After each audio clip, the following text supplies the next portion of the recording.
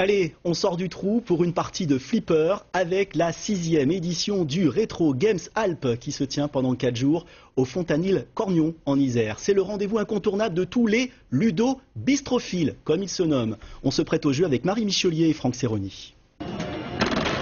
Ils ont fait parfois plusieurs centaines de kilomètres. Depuis hier, près de 700 amateurs et passionnés se relayent sans relâche ou presque devant ces machines d'un autre temps, pas si lointain, propice à la remontée des souvenirs.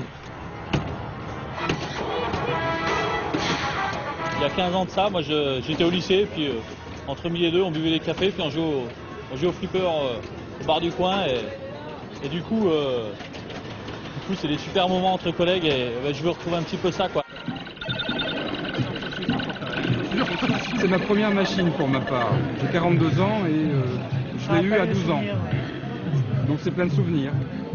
Et surtout voir que ça fonctionne encore 30 ans après, c'est fabuleux. Amateurs du tilt, de la fourchette ou de l'extra-balle côtoient sur 2 étages les nostalgiques des débuts d'Amstrad, Atari ou Nintendo, quand les formes et l'ergonomie avaient encore bien du chemin à faire, quand les cartouches et les disquettes n'imaginaient même pas l'arrivée de la Wii. Les gens viennent redécouvrir ou découvrir ce qu'ils ont eu ou connu à l'époque.